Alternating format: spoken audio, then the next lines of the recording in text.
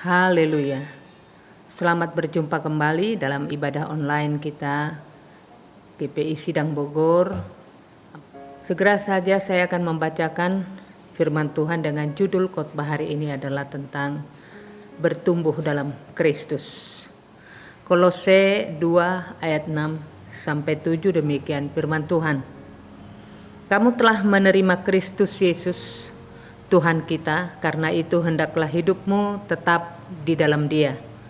Hendaklah kamu berakar di dalam Dia dan dibangun di atas Dia. Hendaklah kamu bertambah teguh dalam iman yang telah diajarkan kepadamu, dan hendaklah hatimu melimpah dengan syukur. Saudaraku yang terkasih, konsekuensi daripada sebuah pertumbuhan rohani adalah terdapat dalam beberapa konsekuensi, yaitu menerima Kristus Yesus, hidup tetap di dalam Dia, berakar di dalam Dia, dibangun di atas Dia, bertambah teguh, kemudian melimpah dengan syukur. Saudaraku yang terkasih, dalam yang pertama, ketika kita menerima Kristus sebagai Tuhan dan Juru Selamat kita, maka selain Kristus ada dalam kita, maka kita pun ada dalam Kristus. Ketika kita mau bertumbuh dalam Kristus, tidak cukup hanya Kristus yang tinggal dalam kita atau ada di dalam kita, tetapi kita harus ada di dalam Kristus. Kalau sebuah batu, saudara-saudaraku, kita jatuhkan ke dalam kolam atau ke dalam air, maka di dalam air itu ada batu. Saya ulangi sekali lagi, apabila ada sebuah batu dimasukkan ke dalam air, lalu air itu, di dalam air itu ada batu. Tapi saudara-saudaraku, pertanyaannya, apakah di dalam batu itu ada air? Ini menjadi persoalan yang besar terjadi dalam kehidupan manusia. Sehingga untuk bertumbuh dalam Kristus terdapat kesulitan, karena memang hanya Kristus yang ada dalam dirinya, tetapi dirinya tidak ada dalam Kristus. Tetapi apabila satu genggam kapas dimasukkan ke dalam air, pertanyaannya, apakah di dalam air itu ada kapas? Jawabannya adalah iya. Tetapi pertanyaan berikutnya, apakah di dalam kapas itu ada air? Iya. Tetapi di dalam air itu ada kapas? Iya. Saya kira analogi ini untuk menggambarkan betapa kita dalam bertumbuh dalam Kristus memerlukan satu penerimaan terhadap Kristus, di mana Kristus ada di dalam kita dan kita pun ada di dalam Kristus. Yang kedua, saudara-saudaraku, hendaklah hidup kita tetap di dalam Dia. Bukan karena ada jabatan atau tawaran tentang kemewahan atau keindahan atau apapun juga yang ditawarkan kepada kita sehingga kita tetap di dalam iman percaya kita. Tetap maksudnya, saudara-saudaraku, kita tidak pernah terombang-ambing oleh karena apapun juga. Kita tahu bahwa orang yang berkenan kepada Tuhan adalah orang yang mampu membangun sebuah prinsip. Saya ulangi sekali lagi, orang yang berkenan kepada Tuhan adalah orang yang mampu membangun sebuah prinsipnya. Jadi orang yang tidak memiliki prinsip tidak berkenan kepada Allah. Apalagi untuk berharap dia bisa tumbuh di dalam Kristus. Saudaraku yang terkasih dalam Tuhan Yesus, mengapa orang yang berkenan itu adalah orang yang mampu membangun sebuah prinsip di dalam hidupnya?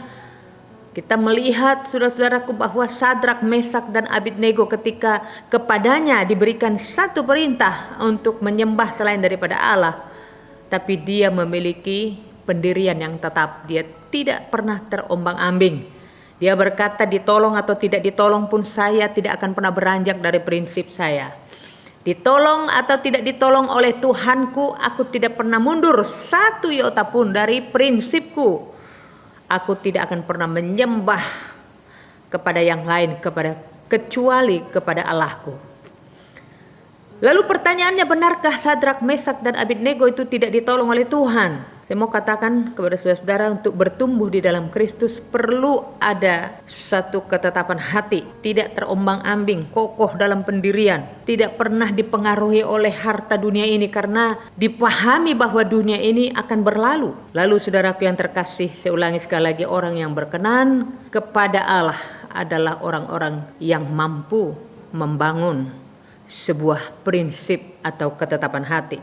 Berakar bertumbuh dua arah, ke atas dan ke bawah. Untuk seseorang bertumbuh dalam Kristus, dia harus memiliki sebuah pertumbuhan yang dua arah. Kalau dia bertumbuh, saudara-saudaraku, hanya bertumbuh ke atas saja, tetapi akarnya tidak bertumbuh, maka dia akan kelihatan seperti pohon yang buahnya atau daunnya lebat, saudara-saudaraku, tetapi dia tidak kuat karena memang akarnya nggak tumbuh ke bawah. Sedangkan yang dimaksudkan dengan pertumbuhan ini adalah ketika akar kita, iman percaya kita semakin kokoh ke dalam, semakin kuat di dalam Kristus, maka perbuatan-perbuatan baik kita juga dan kerinduan kita untuk melayani Tuhan semakin luar biasa. Tidak hanya sebagai sebuah entertainment saja kita melayani Tuhan, supaya orang lain melihat kita baik, orang lain melihat kita luar biasa. Tetapi pertumbuhan iman kita dimaksudkan dalam sebuah pertumbuhan rohani adalah ketika kita bertumbuh ke atas, bertumbuh ke bawah, dua arah.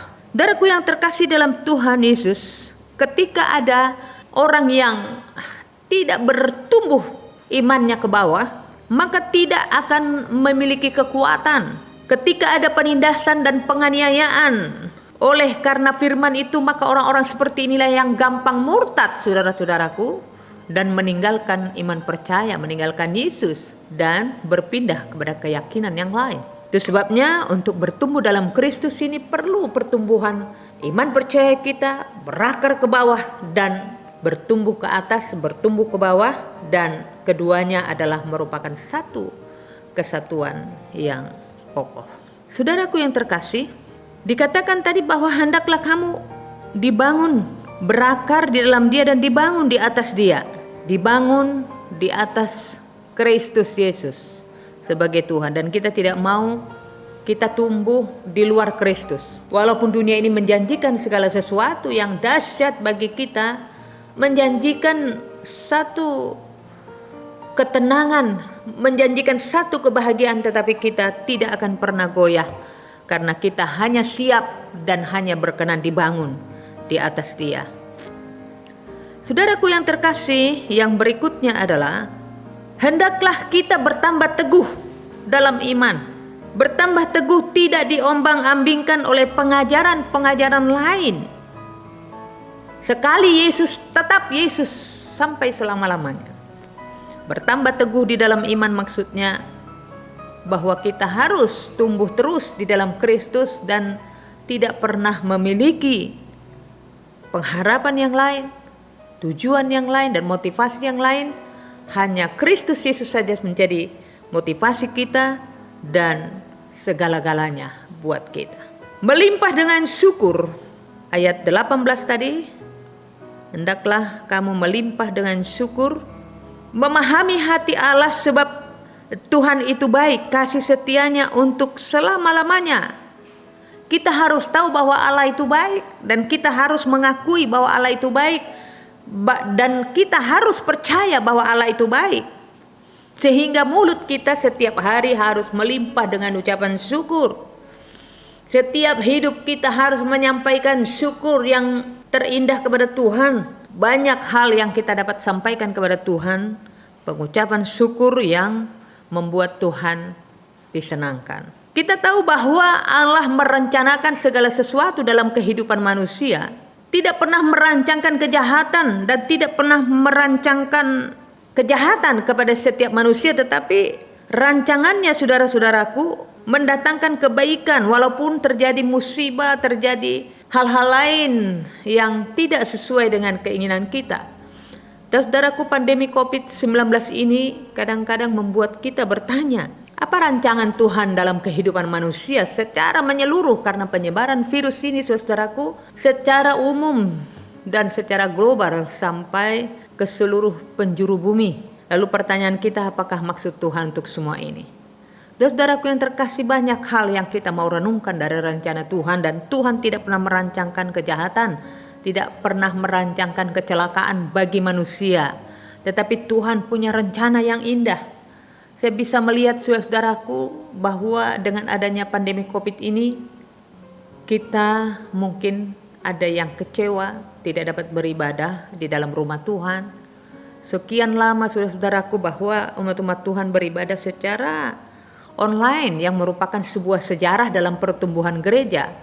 Bahwa selama pertumbuhan gereja belum pernah dilakukan ada ibadah secara online, yang mana orang-orang secara online pula mengikuti satu peribadatan kepada Tuhan Allahnya. Kalau selama ini saudaraku ada orang-orang yang tidak pernah beribadah dan tidak pernah menggunakan rumahnya menjadi rumah doa, maka ada maksud Tuhan saudaraku dalam kesempatan ini untuk membuat setiap keluarga itu kokoh, untuk setiap keluarga demi keluarga itu bertumbuh di dalam Kristus, yakin di dalam Kristus. Ada rencana Tuhan yang indah. Dengan adanya pandemi COVID ini, maka semua suami dan istri dan anak-anak bertekuk lutut di dalam rumah masing-masing. Pertanyaannya, apakah selama ini Tuhan melihat bahwa rumah kita tidak pernah dijadikan sebagai rumah doa? Apakah rumah kita tidak pernah dijadikan sebagai tempat bertepuk tangan? Apakah rumah kita tidak pernah kita jadikan sebagai tempat untuk bersekutu secara bersukacita dalam damai Tuhan bersama dengan anak-anak, bersama dengan suami, bersama dengan istri dan seluruh anggota keluarga? Tapi semua itu adalah rencana Tuhan yang indah, dan mengucap syukurlah dalam segala hal. 1 Tesalonika 5 ayat 18, mengucap syukurlah dalam segala hal, sebab itulah yang dikehendaki Allah di dalam Kristus Yesus bagi kami. Saudaraku, saya ulangi sekali lagi bahwa konsekuensi daripada sebuah pertumbuhan rohani itu, bahwa dia pertama adalah menerima Kristus Yesus, yang kedua hidup kita tetap di dalam Dia, ketiga berakar di dalam Dia, keempat dibangun di atas Dia, kelima bertambah teguh dalam iman yang telah diajarkan kepadamu, tidak terombang-ambing, dan yang keenam hati kita melimpah dengan syukur. Saudaraku, selamat bertumbuh di dalam Kristus Yesus. Mari kita jalani semua hidup ini dalam sebuah perjuangan. Kita jalani semua hidup ini dengan penuh kepastian di dalam Kristus, bahwa di dalam Kristus kita aman, dalam Kristus kita nyaman, dalam Kristus kita siap untuk bertumbuh. Selamat bertumbuh di dalam Kristus Yesus Tuhan kita. Marilah kita tundukkan kepala dan kita berdoa. Terpujilah namamu Tuhan, tersanjunglah namamu, Kau Allah yang dahsyat dan layak kami tinggikan dan layak kami puja. Kau gunung batu kami, Engkau perisai kami, Engkaulah Allah yang selalu menjadi dambaan hati kami. Terpujilah namamu untuk semua apa yang Tuhan izinkan terjadi dalam kehidupan ini. Apa yang baik pada hari ini Tuhan, firman-Mu telah disampaikan tentang arti sebuah pertumbuhan rohani. Maka ketika kami Tuhan mau bertumbuh kerohanian kami di dalam Kristus, maka hendaklah kami senantiasa melimpah dengan syukur. Dan kami siap dibangun di dalam Kristus. Kami siap bertumbuh dalam Kristus, bertumbuh ke atas dan ke bawah. Hendaklah hati kami Tuhan tetap di dalam Engkau dan tidak pernah terombang-ambing. Tancapkanlah firman-Mu dengan segala kuasa yang ada dalam firman itu, sehingga firman-Mu menggenapi seluruh hidup kami dan menguasai hidup kami. Biarlah iman kami timbul dari pendengaran akan firman Tuhan. Biarkanlah iman kami timbul dari ketika Tuhan berbicara pada kami lewat hamba-Mu. Dalam nama Tuhan Yesus, kami serahkan seluruh kehidupan umat-Mu yang ada di seluruh pelosok negeri ini.